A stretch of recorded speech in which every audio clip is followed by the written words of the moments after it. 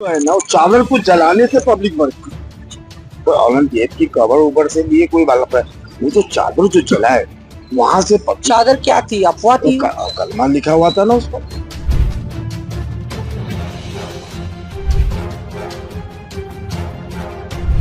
उन्होंने हमारे घर वालों को लेके चले गए सर जी। बहुत परेशान है हम रास्ते, और हमको बोले कि लेडीजों को भी लेके जाएंगे अगर तुम हमको जाने से रोकेंगे तो। हमारे दरवाजों को इतना हलाए बोले हम तोड़ देंगे दरवाजा।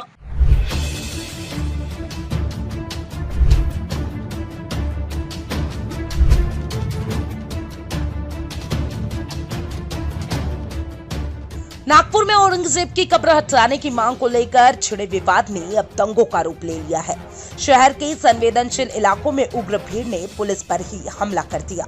सीसीटीवी फुटेज में साफ देखा जा सकता है कि कैसे दो गुट आमने सामने आ गए और देखते ही देखते पूरे इलाके में हिंसा फैल गई।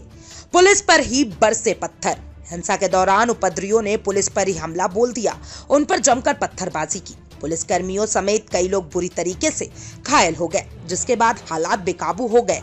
पुलिस ने स्थिति संभालने के लिए आंसू गैस के गोले छोड़ दिए।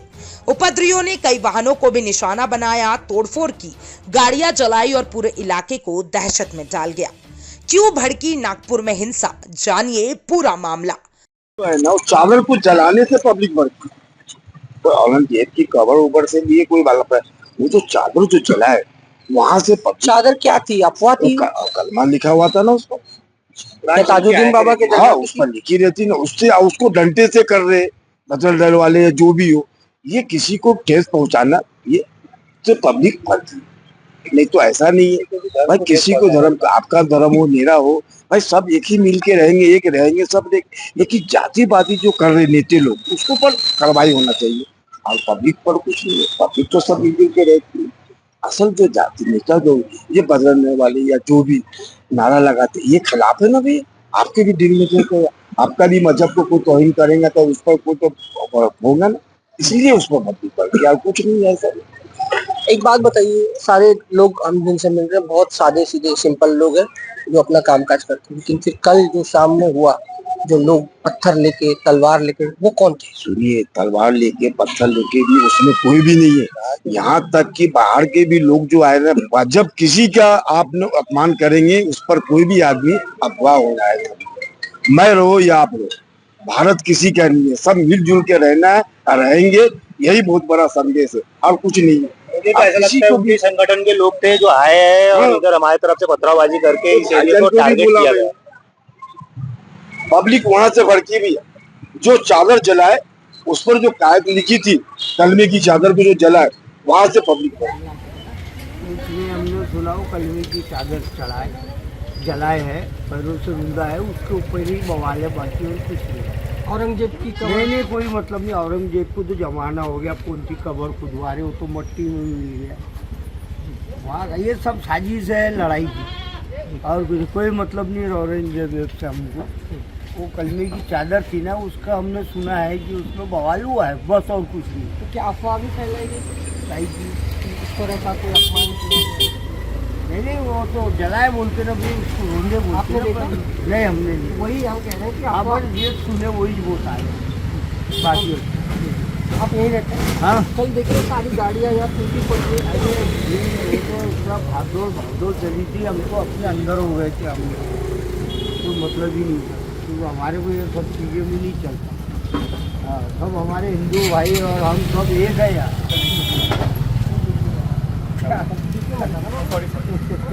दरअसल विश्व हिंदू परिषद और बजरंग दल के कार्यकर्ताओं ने कल औरंगजेब का पुतला जलाया था, जिसके बाद शहर में तनाव बढ़ता चला गया और नागपुर के जिस इलाके में यह घटना हुई वहीं पर एक अन्य धर्म विशेष कलमे की चादर को जलाने का भी आरोप लगा। इसी के चलते भीड़ भाड़ उठी और हिंसा शुरू हो गई। गणेशपेट पुलिस स्टेशन के बाहर ही भारी भीड़ जुटी थी, लेकिन पुलिस ने दोषियों पर कार्रवाई का आश्वासन देकर स्थिति को शांत करने की कोशिश की, परंतु शाम होते होते हालात बिगड़ गए और पूरे शहर अराजकता की चपेट में आ गया। आरएएफ की तैनाती 80 से ज्यादा गिरफ्तार। शहर में हालात अब तक तनावपूर्ण बने हुए हैं। जानकारी के मुताबिक पुलिस ने अब तक 80 से अधिक लोगों को अपने हिरासत में लिया है। लॉ एंड ऑर्डर सिचुएशन हुआ है जो आप सभी ने देखा है, जो आप कवर कर रहे हैं। यहाँ पे सिचुएशन कंट्रोल में है और क्योंकि दो ग्रुप्स का आपस में गुटों का आपस में झगड़ा हुआ और सिचुएशन ख़राब करने की कोशिश की, परंतु पुलिस वो है जो समय पे पहुंची। हमें SRP की एडिशनल कंपनीज भी मिली और अभी सिचुएशन अंडर कंट्रोल है। अभी भी बड़े पैमाने में लोग दिखे जा रहे हैं, पत्थर भी फेंक रहे हैं, तो क्या अभी आप देख सकते हैं कि कहीं पे पत्थर नहीं फेंका जा रहा है। आप अगर इसको कैमरा को उधर डालेंगे कहीं पे भी कि कहीं पत्थर नहीं फेंक रहे हैं, तो मैं यही बोलना चाहूँगा कोई भी रूमर्स को ना फैलाए, और अगर ऐसा है तो हम लोग हैं सक्षम उसको हैंडल करने में। बड़े तगड़े से बैठक बुलाई है, गडकरी जी ने भी कहा शांतता रखेंगे जी। क्या होगा? सॉरी, सीएम से आपसे बात होगी? हाँ, क्योंकि सभी को ये है कि शहर कहीं भी हो शांतता रहनी चाहिए, और क्योंकि पुलिस है, अगर इसमें कोई इन्वॉल्व है, जैसे आपने देखा होगा 40-50 लोगों को हमने अरेस्ट भी किया है जो अभी तक है, और ये अरेस्ट जो है बाकी लोग इसमें जो भी इन्वॉल्व थे या किसी ने सोशल मीडिया पे कोई भी पोस्ट किया है या कर रहे हैं या र्यूमर्स फैला रहे हैं, उन सभी के ऊपर हम लोग कार्रवाई करने वाले हैं। आप क्या मैसेज देना चाहोगे? मैं सभी से यही कहना चाहूँगा कि शायद ये हमारा शहर है, शहर में शांतता बनाए रखनी चाहिए, ये सबका फ़र्ज़ है, और जो इस तरह के मिसक्रिएंट्स हैं उनके बारे में भी हमको बताएं, और जो है हमको नज़र आ रहे हैं उनके ऊपर हम सुमोटो कार्रवाई कर रहे हैं। सर, नागपुरात काय स्थिती आहे सध्या? आतापर्यंत तणाव नागपुर के अलावा मुंबई में भी सुरक्षा कड़ी कर दी गई है। मालवानी, भिंडनी बाजार, कुर्ला, शावजी नगर और मानखुर्द जैसे इलाकों में पुलिस को हाई अलर्ट पर रखा गया है।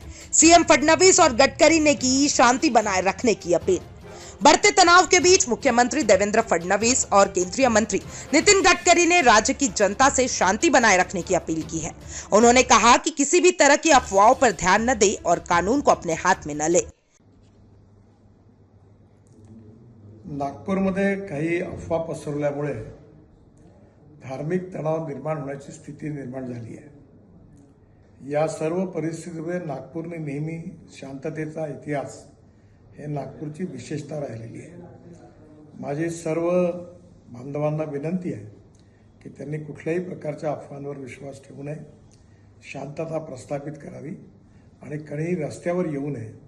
सगळ्यांनी कायदा आणि व्यवस्थेला सहकार्य करावं आणि सलोख्याचं आणि सौहार्दाचं वातावरण ठेवण्याची नागपूरची जी परंपरा आहे त्या परंपरेनुरूप आपला व्यवहार करावा। ज्या लोकांनी चुका केल्या असतील किंवा ज्यांनी गैरकायदेशीर कृत्य केले असतील त्यांच्यावर सरकार कारवाई करेल असा विश्वास मी आपल्या सगळ्यांना देतो। माननीय मुख्यमंत्र्यांनाही या संबंधातली सर्व माहिती मिळालेली आहे, त्यामुळे आपण कुठल्याही अफवांवर विश्वास न ठेवता आपण सगळ्यांनी सहकार्य करावं आणि प्रेमाचं, सौहार्दाचं उत्तम वातावरण ठेवण्याकरता मदत करावी, पोलिसांना मदत करावी, असं माझी आपल्या सगळ्यांना नम्र विनंती आहे। नमस्कार। अब सवाल ये उठता है कि हिंसा का जिम्मेदार कौन है? बेगुनाह लोगों के नुकसान की भरपाई कौन करेंगे? क्या यह हिंसा दोपहर में ही रोकी जा सकती थी? अगर हाँ, तो पुलिस ने क्यों नहीं रोका? वहां के स्थानीय और बेगुनाह लोगों ने क्या कहा? हमारा हर शब्द समाज की आवाज, हमारी हर पहल निष्पक्षता का कदम। आपकी हर समस्या में आपसे पहले दिखेंगे हम हैं न्यूज फर्स्ट। ईश्वर का सच, हमारा साहस और आपका विश्वास। सच, साहस और विश्वास। अगर आप ये वीडियो YouTube पर देख रहे हैं तो हमारे चैनल को सब्सक्राइब कर बेल आइकन दबाएं।